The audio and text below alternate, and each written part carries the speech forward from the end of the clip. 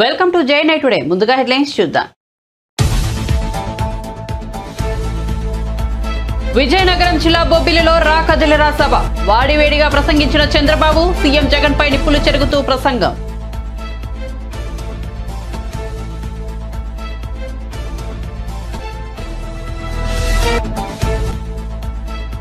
ఉచిత విద్యుత్ పై ముఖ్యమంత్రి రేవంత్ రెడ్డి కీలక వ్యాఖ్యలు. 24 గంటల ఉచిత విద్యుత్ ఇవ్వాల్సిందేనన్న రేవంత్ రెడ్డి.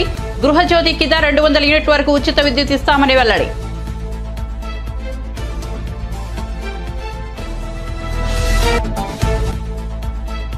సీఎం జగన్ ను కలిసిన ఎంపీ కేసినేని నాని. తాడేపల్లి క్యాంపు కార్యాలయంలో సీఎంతో సుదీర్ఘ చర్చ. చంద్రబాబు పచ్చి మోసగాడంటూ వ్యాఖ్యలు.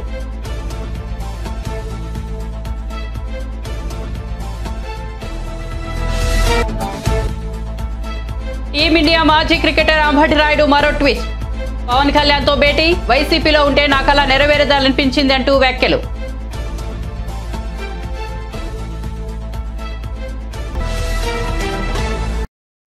ఇక వార్త వివరాల్లోకి వెళ్తే రైతులకు 24 గంటల ఉచిత విద్యుత్ ఇవ్వాల్సిందేనని ముఖ్యమంత్రి రేవంత్ రెడ్డి అన్నారు. బుధవారం సాయంత్రం ఆయన సచివాలయంలో అధికారులతో విద్యుత్ శాఖపై సమీక్ష నిర్వహించారు. ఈ సందర్భంగా మాట్లాడుతూ త్వరలో కొత్త విద్యుత్ పాలసీని తీసుకువస్తామని స్పష్టం చేశారు.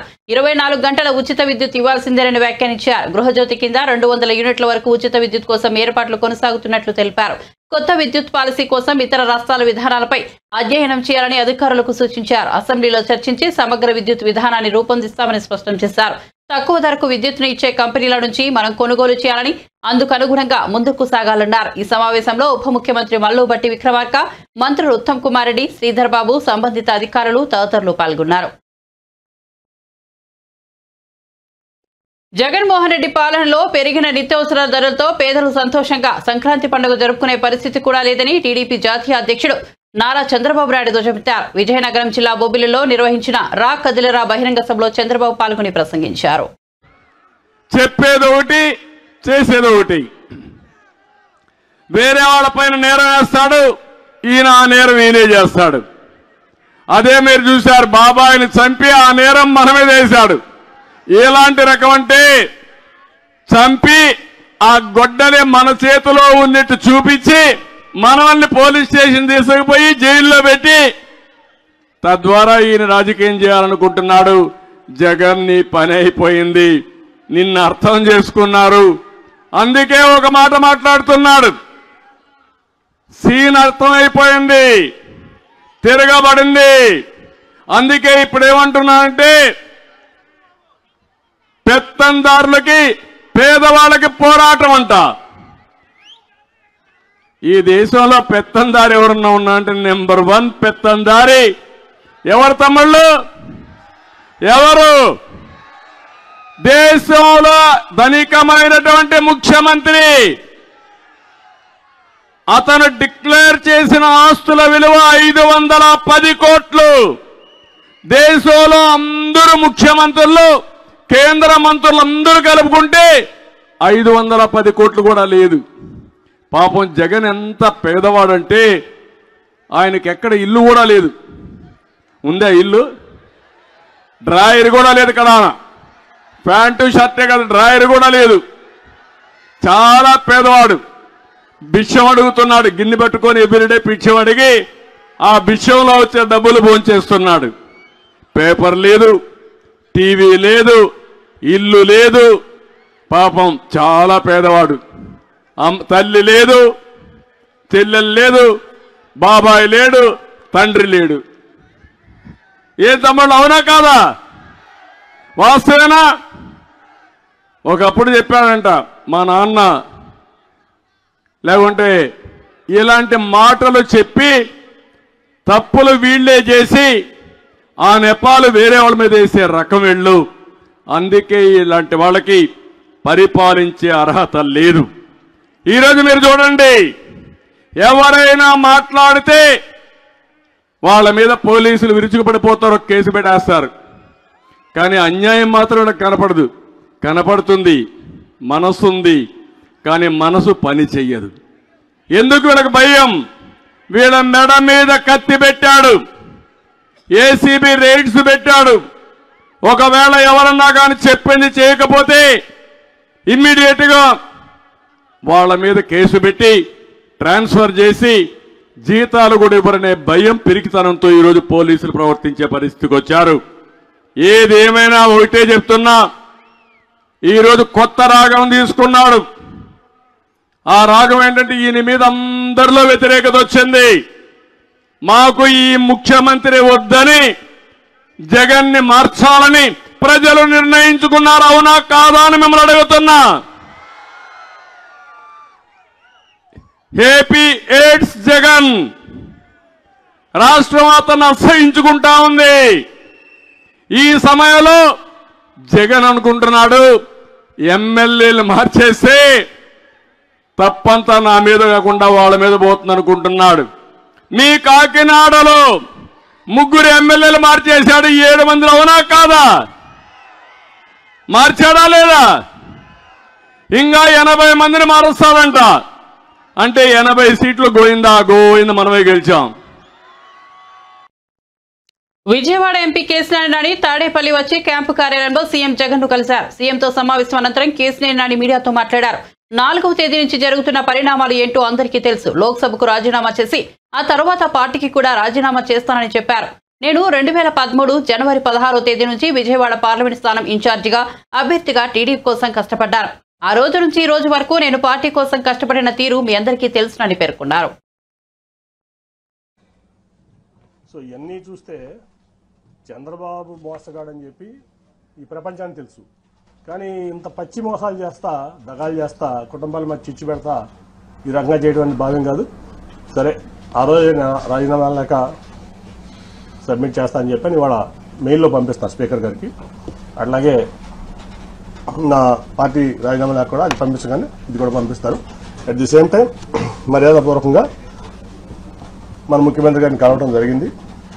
ఆయన అనేక సార్లు విజయవాడ వచ్చారు సభకి. యాక్చువల్గా నేను అటెండ్ అవ్వాలి, ఎందుకంటే ఒక ఎంపీగా గవర్నమెంట్ ప్రోటోకాల్ ప్రకారం ముఖ్యమంత్రి వస్తున్నప్పుడు నేను అటెండ్ అవ్వాలి. అది నా బాధ్యత, హక్కు కూడా. కానీ ఏ రోజు పార్టీ నన్ను అటెండ్ అవ్వద్దని చెప్పడం వల్ల నేను అటెండ్ అవ్వలేకపోయా. ఇవాళ వరకు ఒక్కసారి మాత్రం రాష్ట్రపతి వచ్చినప్పుడు రాజ్భవన్లో కలిసి నేను విష్ చేశాను ఆయన, అంతే తప్ప నేను ఇంతవరకు ఆయన ఎప్పుడు డైరెక్ట్గా కలవడం జరగలేదు, ఫోన్లో కూడా మాట్లాడలేను. ఇవాళ బాగా రిసీవ్ చేస్తున్నారు ఆయన నన్ను. ఖచ్చితంగా మనం కలిసి ప్రయాణం చేద్దామని చెప్పి ఆయన చెప్పారు. కాబట్టి నేను పార్టీకి రాజీనామా చేశాను కాబట్టి ఇప్పుడు నేను ఫ్రీ బర్డ్ని. సో నా నిర్ణయాలు నేను తీసుకుంటా. ఒకటైతే గ్యారంటీ, చంద్రబాబు నాయుడు అనే వ్యక్తి పచ్చి మోసగాడు, దాంట్లో డౌటే లేదు. ఈ రాష్ట్రానికి పనికిరాని వ్యక్తి అతను. సరే, జనం దేవుడు అనుకుంటారా, లేదా కులపరంగా అనుకుంటారా, మీడియా పరంగా అనుకుంటారా, లేదా మరి ఎందుకు అనుకుంటారా నాకు తెలియదు. కానీ ఈ జగన్మోహన్ రెడ్డి గారు అయితే పేదల పక్షపాతి, నిరుపేదల పక్షపాతి. ఏ డెవలప్మెంట్ అనుకుంటారా? కోవిడ్ వల్ల కొన్ని కారణం 2 ఏళ్లు భారతదేశం ఇబ్బంది పడింది, ప్రపంచమే ఇబ్బంది పడింది, భారతదేశం కూడా ఇబ్బంది పడింది. సరే, డెవలప్మెంట్ అవ్వదు, అటు ఇటు అవుతుంది. కానీ ప్రజలను హ్యాపీ పెట్టే దాంట్లో దాదాపు 2 లక్షల కోట్ల చిల్లర వాళ్ళ వరకు సంక్షేమం ఇచ్చారు ఆయన. ఇంకా ఇస్తానికి కమిట్మెంట్ ఉన్నారు. చెప్తూ చాలాసేపు మాట్లాడటం జరిగింది. సో నాకు బాగా నచ్చారు ఆయన. నచ్చడమే కాదు, ఆయన పథకాలని చూస్తున్నాం, వింటున్నాం. సో ఆయనతో కలిసి ప్రయాణం చేయాలని చెప్పి నేను నిర్ణయించుకున్నాను. వన్స్ నా రాజీనామా ఆమోదం పొందగానే నేను పార్టీలో చేస్తాను. నేను ఒకటండి, నేను 2014లో కూడా చంద్రబాబు నేను టికెట్ అడగను. ఎప్పుడు కూడా ఆయన గేట్ ముందు నుంచున్నాను, డోర్ ముందు నుంచున్నాను. నేను ఎప్పుడు చంద్రబాబు టికెట్ అడగల, 19 అడగల. అట్లా నేను ఆయన కూడా ఎప్పుడు టికెట్ అడగను. నాకేంటంటే నాకు విజయవాడ అంటే పిచ్చ ప్రేమ. మీ అందరికి కూడా తెలుసు అది ఆ విషయం. విజయవాడ అంటే పడి చచ్చిపోతాను నేను. నాకు కావాల్సిన విజయవాడ డెవలప్మెంట్, విజయవాడ ప్రాంత ప్రజలు మంచి చేయడం. అందుకే టాటాను తెచ్చిన, గట్టిగా ఆయన కాళ్ళు పట్టుకుని నువ్వు వద్దు చంద్రబాబు నాయుడు గారు. ఆఖరికి విమానాశ్రయం కూడా నేనే చేసింది. ఎందుకంటే ఆయన 5,000 ఎకరాల్లో ఇక్కడ కట్టుకుందాం అనుకున్నాడు ఈ నాగార్జున యూనివర్సిటీ దగ్గర. సార్ అది అవ్వదు, తన ముందు మన మినిస్టర్ ఉన్నాడు, సివిల్ ఏవియేషన్ సెంటర్ ఒప్పుకుంటుంది జైట్లీ గారు వాళ్ళు. అంటే నాకు సపోర్ట్ ఆ రోజు వెంకయ్యనాయుడు గారు, సుజనా చౌదరి గారు. లేకపోతే ఆ ఎయిర్పోర్ట్ కూడా ఉండేది కాదు. సో ఆయన మా విజయవాడకి నిజం చెప్తున్నా, మీరు ప్రెస్ కాబట్టి మీరు కూడా తీయండి. 2014 నుంచి 19 వరకు విజయవాడకి ఒక 100 కోట్ల రూపాయలు చంద్రబాబు నాయుడు గారు స్టేట్ గవర్నమెంట్ ఇచ్చింది చూపిస్తుంది. నేను తీసుకొచ్చిన సెంట్రల్ గవర్నమెంట్ ఇచ్చాను, ఇంక్లూడింగ్ టాటా ట్రస్ట్ కానీ ఏదన్నా కానీ. అరుణ్ గారికి తెలుసు టాటా ట్రస్ట్ ఎంత చేసాం మేము ప్రాంతంలో, అన్ని విలేజెస్లో. అలాగే ఫ్లైఓవర్స్ కానీ ఏదన్నా కానీ అది నేను కేంద్రం నుంచి తెచ్చింది. ఆయన ఒక 100 ఆయనకి విజయవాడ పట్ల చిత్తశుద్ధి లేదు. ఆయన ఏంటంటే షాజహాన్ తాజ్మహల్ కట్టాడు, నేను అమరావతి కట్టాను. షాజహాన్ తాజ్మహల్ కట్టాడు కదా. ఎవరు కట్టారు తాజ్మహల్ అంటే షాజహాన్. అమరావతి ఎవరు కట్టారంటే చంద్రబాబు నాయుడు కట్టాలన్నా. ఇది తప్ప విజయవాడ పట్ల ఆయన చిత్తశుద్ధి లేదు, నాకు తెలిసేప్పుడు. అది ఒక 100 కోట్లు కూడా. టీమిండియా మాజీ క్రికెటర్ అంబటి రాయుడు రాజకీయాల్లోనూ తొందరపాటు నిర్ణయాలు తీసుకుంటున్నారు. అనాలోచిత నిర్ణయాలు, ముక్కుసూటితనంతో క్రికెట్తో అనేక ఇబ్బందులు ఎదుర్కొన్న అంబటి రాయుడు రాజకీయాల్లోనూ అదే తరహా శైలితో దూకుడు కనపరుస్తున్నారు. ఇటీవల AP CM YS Jaganmohan Reddy సమక్షంలో వైఎస్ఆర్సీపీ పార్టీలో చేరిన రాయుడు 10 రోజుల్లోనే ఆ పార్టీకి గుడ్ బై చెప్పారు. తాను ఆశించిన సీటు దక్కలేదని, దాంతోనే పార్టీ నుంచి తప్పుకున్నాడని ప్రచారం జరగ్గా రాయుడు మాత్రం రాజకీయాల నుంచి స్వల్ప విరామం తీసుకుంటున్నట్లు ప్రకటించారు. దుబాయ్ వేదికగా జరిగే ఐపీఎల్ T20లో ముంబై ఇండియన్స్ తరపున బరిలోకి దిగేందుకు సిద్ధమవుతున్నారని, ప్రొఫెషనల్ క్రికెటర్గా కొనసాగుతున్నప్పుడు రాజకీయాలకు దూరంగా ఉండాలని, దాంతో వైఎస్ఆర్సీపీని వీడుతున్నట్లు తెలిపారు. ఈ ప్రకటన ఇచ్చిన 24 గంటల్లోనే జనసేన అధినేత పవన్ కళ్యాణ్తో అంబటి రాయుడు భేటీ అయ్యారు. పవన్ కళ్యాణ్ సమావేశానికి సంబంధించిన ఫోటోలను ట్వీట్ చేసిన రాయుడు ఆ పార్టీలో చేరబోతున్నట్లు సంకేతాలు ఇచ్చారు.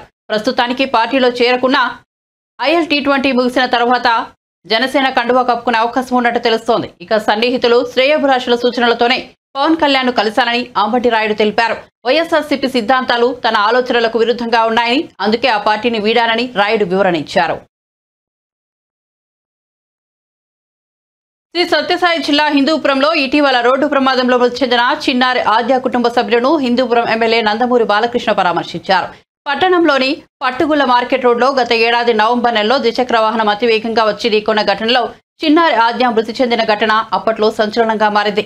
చిన్నారి ఆద్య చిత్రపటానికి నివాళులర్పించిన బాలకృష్ణ ఘటన గురించి కుటుంబ సభ్యులను అడిగి తెలుసుకున్నారు. తామంతా అండగా ఉంటామని భరోసా ఇచ్చారు.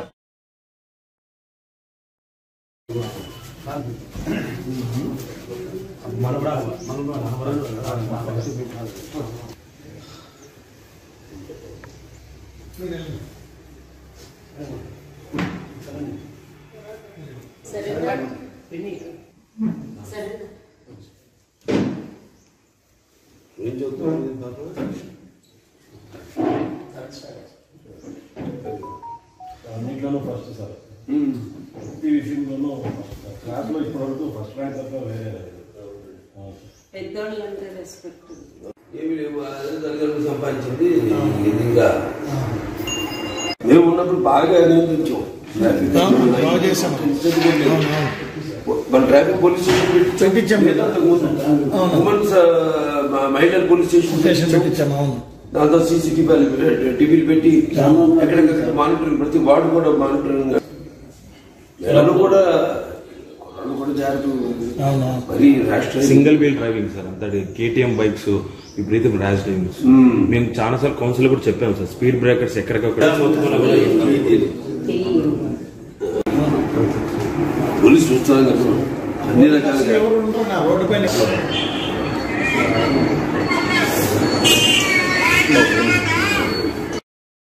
మాజీ మంత్రి దగ్గుపాటి వెంకటేశ్వరరావు కీలక వ్యాఖ్యలు చేశారు. ప్రస్తుత పరిస్థితుల్లో ఎన్నికల్లో పోటీ చేసేందుకు టికెట్ రాని వాళ్లంతా అదృష్టవంతులని పేర్కొన్నారు. బాపట్ల జిల్లా కారంచేడు మండలం కుంకలమర్రులో రుద్రభూమి మహాప్రస్థానం ప్రారంభోత్సవంలో ఆయన పాల్గొన్నారు. ఎన్నికల్లో గెలిచేందుకు కోట్లు ఖర్చు చేయాల్సిన పరిస్థితి నెలకొందని చెప్పారు. గెలిచినా ప్రజలకు సేవ చేసే అవకాశం లేకుండా పోయిందని అభిప్రాయపడ్డారు. 5 సంవత్సరాలు గెలిచిన తర్వాత కార్యక్రమాలకు అటెండ్ అవుతూ మళ్ళీ 5 సంవత్సరాల తర్వాత మళ్ళీ 2,000 ఇస్తారా 3,000 ఇస్తారా అని 40 కోట్లు 30 కోట్లు 50 కోట్లు తీసుకురావడం, ఆ డబ్బుని మళ్ళీ సంపాదించడం అనేటటువంటిది ఇంతకుముందు కొంత సంపాదించేటటువంటి అవకాశం ఉందేమో ఎమ్మెల్యేలకి. లేటెస్ట్ ట్రెండ్ ఏంటంటే, ముఖ్య ఎవరైతే పార్టీకి అధిపతిగా ఉన్నారో వాళ్ళు ఈ ఎమ్మెల్యేలు ఈ ఎంపీలు ఉత్సవగ్రహాలు చేసి ఇసుకలో వస్తుందా, మధ్యలో వస్తుందా, మైల్లో వస్తుందా, వాళ్ళతో సెంట్రలైజ్ చేసి అందరూ ఇదే కార్యక్రమం. ఈ భారతదేశంలో ఈ సింగిల్ మ్యాన్ పార్టీస్ ఉన్నాయే, వీళ్ళంతా కూడా ఇటువంటి కార్యక్రమాలు చేసి వాళ్ళు ఏదైనా ఎమ్మెల్యేలు అయితే కాస్త ఊళ్ళల్లో ఏదైనా పని చేసామో లేకపోతే వాళ్ళ దగ్గర వాళ్ళకి సహాయపడ్డాము అని గౌరవంగా ఉండటానికి ఒక ఎమ్మెల్యే ప్రయత్నం చేస్తాడు, ప్రజాప్రతినిధిగా ఉండటానికి చేస్తాడు. ఇవాళ అవకాశం కూడా లేకుండా పోయింది. ఆ ప్రతినిధి ఎందుకు వచ్చారా గెలిచిన తర్వాత నేను ఇవాళ ఒక మాట చెప్తాను మీకు. ఎవరికైతే టికెట్లు రావో నా ఉద్దేశం ప్రకారం వాళ్ళు అదృష్టవంతులు. 30 కోట్లు 40 కోట్లు మిగిలినట్టే వాళ్ళ జీవితంలో సంపాదించుకున్నటువంటిది వాళ్ళ బిడ్డలకి రోడ్లు పడేసేటటువంటి కార్యక్రమం తప్పితే ఈ ఎమ్మెల్యేలుగా నిలబెట్టడం అయిన తర్వాత ఇది సంపదంతా ఒకచోటకే వెళ్ళిపోద్ది. ఇదివరకు ఏదో ఎమ్మెల్యేలు సంపాదించుకుంటున్నాము లేకపోతే అనేటటువంటి ఉంది, మళ్ళీ ఖర్చు పెట్టడానికో లేకపోతే. ఇవాళ అది పోయింది, ఆ సిస్టమ్ పోయింది. ఎందుకు నిలబడాలి? కాబట్టి ఓడిపోయినాడు అక్కడ ఏడుస్తాడు, గెలిచినాడు ఇంటికి పోయి ఏడుస్తాడు. ఇది పరిస్థితి. కాబట్టి ఈ మధ్యలో మేము ఇవ్వలేము. ఎవరినో దూషించడానికి కాదు, ఎవరి మీద కక్షతో చెప్పేటటువంటి విషయం కాదు. పరిస్థితి ఇట్లా అయిపోయింది. ఈ పరిస్థితుల్లో మనకు వద్దురా భగవంతుడు మాకు ఏం చేశాడని మనం చెప్పాను. అది రకరకాలుగా అనుకున్నారు. నిజంగానే అదృష్టవంతులు. ఎవరికైతే టికెట్ రాదో వాళ్ళు నిజంగా అదృష్టవంతులు అని చెప్పి నేను మనస్ఫూర్తిగా భావిస్తూ భగవంతుడు ఈ నిజమైనటువంటి ప్రజాప్రతినిధులను కాపాడమని చెప్పి ప్రజల కోసం పోరాడేటటువంటి వాళ్ళని ఇటువంటి అవకాశాన్ని ఇచ్చి బయటికి పంపించమని చెప్పి భగవంతుడు ప్రార్థిస్తారు. ప్రజా గాయకుడు దివంగత గద్దర్ సమాధి వద్ద డిప్యూటీ సీఎం బట్టి విక్రమార్క బుధవారం నివాళులర్పించారు. భూదేవి నగర్లోని గద్దర్ నివాసానికి వెళ్లి బట్టి ఆయన కుటుంబ సభ్యులను పరామర్శించారు. కాంగ్రెస్ పార్టీ ఎప్పుడూ వారికి అండగా ఉంటుందని ధైర్యం చెప్పారు.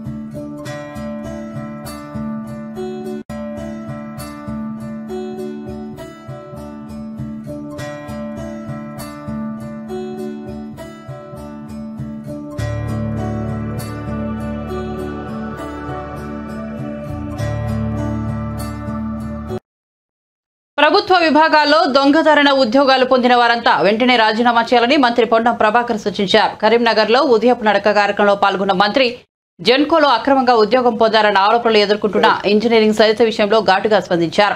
ఈ ఆరోపణలతో మాజీ ఎంపీ వినోద్ కుమార్ కు ఎలాంటి సంబంధం లేకుంటే పోలీసులకు ఫిర్యాదు చేయాలని సవాల్ విసిరారు. భూ ఆక్రమణదారులు కాంగ్రెస్ పాలనకు భయపడాల్సిందేనని హెచ్చరించారు.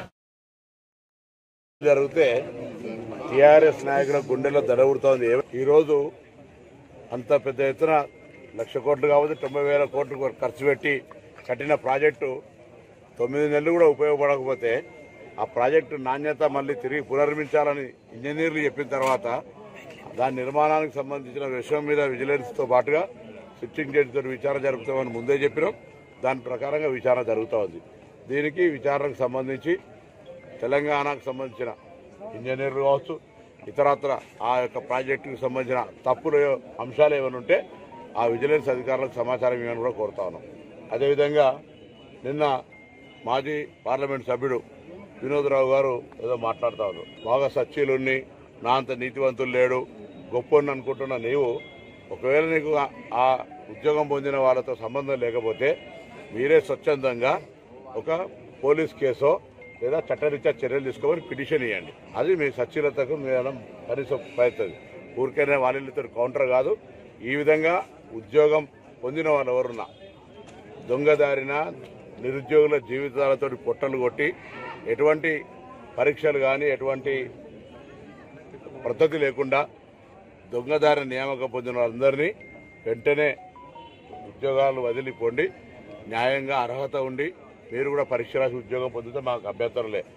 ఆ విధంగా నిరుద్యోగుల జీవితాలతో చెలగాటమాడొద్దని కోరుతూ అందులో బాగా నీతివంతులని చెప్పుకునేటువంటి ఈ జిల్లా 10 సంవత్సరాలు ఒక 5 ఏళ్ళు ఎంపీ 5 ఏళ్ళు ప్రణాళిక బోర్డు చైర్మన్ ఏం చేసిండో కూడా ప్రజలకు చెప్పాలి. మీరు ఎక్కడైనా మీ స్థలాల ఆక్రమణకు గురై ఉంటే లేదా ప్రభుత్వ స్థలాల ఆక్రమణకు గురై ఉంటే వాటన్నిటినీ ప్రభుత్వ అధికారులకు కానీ సమాచారం ఇవ్వండి, విజిలెన్స్కి ఇవ్వండి. తప్పకుండా వాటన్నిటినీ విచారణ జరిపి మీ సొంత స్థలాలు అయితే మీకు ఇవ్వడం, ప్రభుత్వ స్థలాలు అయితే ప్రభుత్వం తీసుకునే విధంగా చర్యలు తీసుకుంటుంది. దీని మీద కఠినంగా వ్యవహరించబోతున్నాం. భూ ఆక్రమణదారులందరూ కూడా కాంగ్రెస్ పాలనలో భయపడాల్సిందే లేదా ఈ రాష్ట్రం వదిలి పోవాల్సిందే. ఈ జిల్లాలో గత 10 సంవత్సరాల్లో జరిగినటువంటి అక్రమాలు తెలుసు.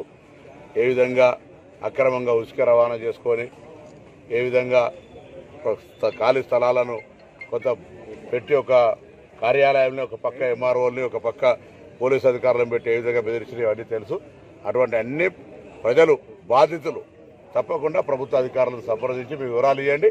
అందుకు సంబంధించిన విచారణ కాపీ కూడా మాకు ఇస్తే మేము కూడా ప్రభుత్వ అధికారులతో మాట్లాడి మీకు న్యాయం జరిగే విధంగా మేము చర్యలు. ఈశ్వరం మీద దాడులు జరిగితే టీఆర్ఎస్ నాయకుల గుండెలో దడవుడుతోంది.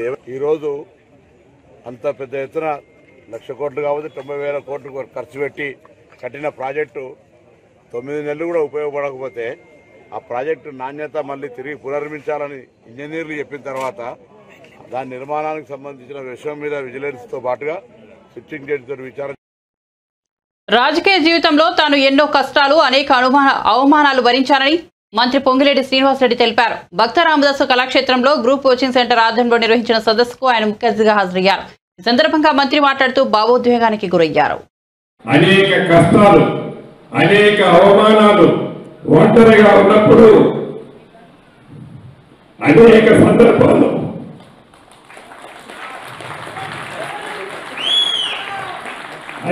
సందర్భాల్లో కన్నీరు నా కార్యకర్తలు, నా నాయకులు పెట్టుకున్నప్పుడు వారి ముందు నేను బాధపడితే వారు బాధపడతారని దిగమింగుకొని ఒంటరిగా ఉన్నప్పుడు ఆ కన్నీరు కార్చుకునేవాడిని. ఆ కష్టం ఒట్టిగా పోలే. ఇది మీకు ఎందుకు చెప్తున్నానంటే ప్రతి కష్టం వెనక సుఖం ఉంటుంది, ప్రతి సుఖం వెనక కష్టం ఉంటుంది. పుడతా పుడతా ఎవడు లక్షాధికారి కాడు, పుడతా పుడతా పదవులతో ఏ ఒక్కడు పుట్టడు. మనము నడిచే నడక, మన ప్రవర్తన, మన మంచితనం ఎప్పటికీ మనకి శ్రీరామ లక్ష్యలాగా ఉంటాయి. దాన్ని మీరందరూ మనసులో పెట్టుకొని కష్టం వచ్చినప్పుడు దిగమిగుకుందాం, సుఖం వచ్చినప్పుడు. ఈరోజు నేను రాష్ట్రంలో ఒక ప్రధానమైన మంత్రిలో చాలా ఉన్నతమైన స్థానంలో ఉన్నా. ఇంతమందిలో ఈ రోజు ఎందుకు ఎమోషనల్ అయ్యానంటే ఆ రోజైతే దానికి అర్థం లేదు.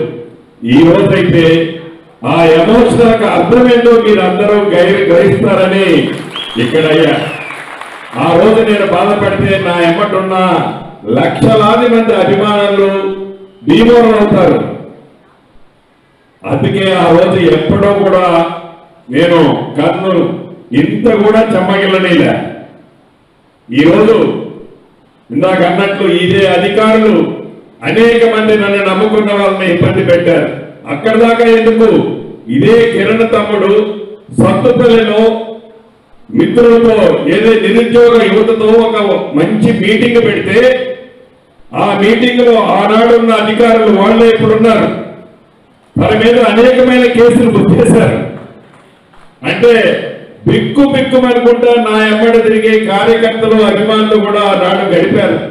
ఈనాడు నా యొక్క పదం వచ్చింది, ఈనాడు మన రాజ్యం వచ్చింది, ఈనాడు ఇందిరమ్మ ప్రభుత్వం వచ్చింది. ఇందిరమ్మ ప్రభుత్వంలో స్వేచ్ఛమైన గాలి పీల్చుకుంటున్నాం. స్వేచ్ఛగా మనందరం, అరాచకత్వం ఉండదు, మనసు నుండి నొప్పించేది ఉండదు, మంచి పరిపాలన, స్వేచ్ఛ. ప్రతి ఒక్క వ్యక్తి స్వచ్ఛందంగా మంత్రిని గాని, ముఖ్యమంత్రి గారిని గాని, అధికారులు గాని చొరవగా పోయి వారి కష్టాలు చెప్పుకునే అవకాశం ఈనాడుంది. అదే గడిచిన ప్రభుత్వంలో 10 సంవత్సరాలు అది లేదు.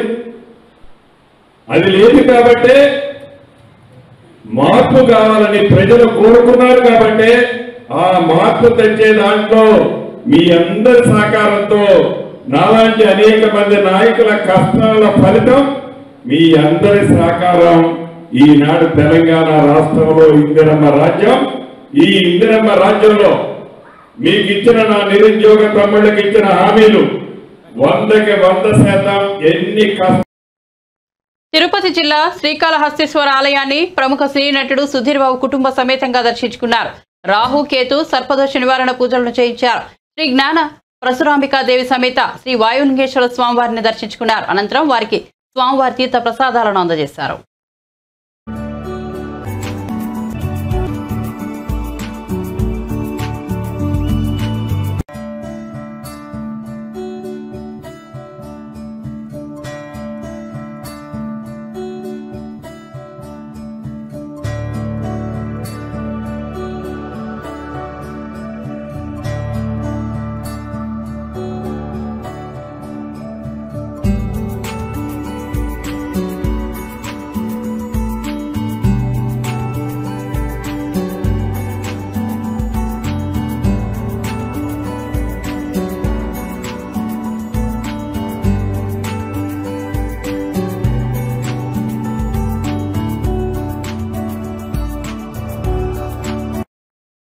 నాంపల్లి రైల్వే స్టేషన్లో చార్మినార్ ఎక్స్ప్రెస్ పట్టాలు తప్పింది.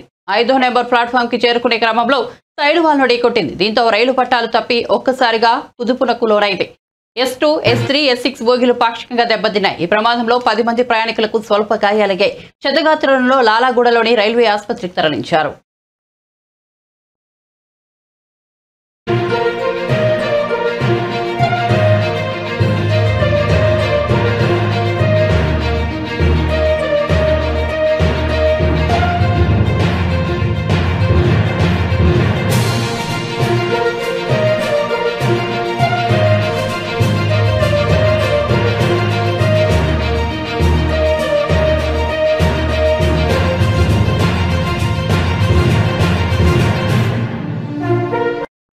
బులెటిన్ ముగించే ముందు హెడ్లైన్స్ మరోసారి చూద్దాం. విజయనగరం జిల్లా బొబ్బిలిలో రా కదిలిరా సభ. వాడివేడిగా ప్రసంగించిన చంద్రబాబు, సీఎం జగన్ పై నిప్పులు చెరుగుతూ ప్రసంగం.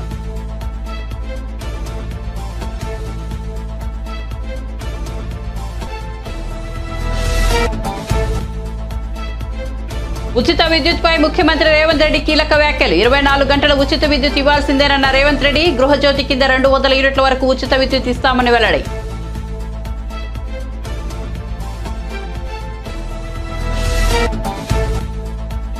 సీఎం జగన్ ను కలిసిన ఎంపీ కేసినేని నాని. తాడేపల్లి క్యాంపు కార్యాలయంలో సీఎంతో సుదీర్ఘ చర్చ.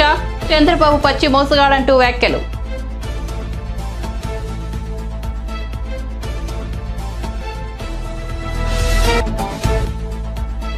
టీమిండియా మాజీ క్రికెటర్ అంబటి రాయుడు మరో ట్విస్ట్. పవన్ కళ్యాణ్ తో భేటీ. వైసీపీలో ఉంటే నా కల నెరవేరదలనిపించిందంటూ వ్యాఖ్యలు.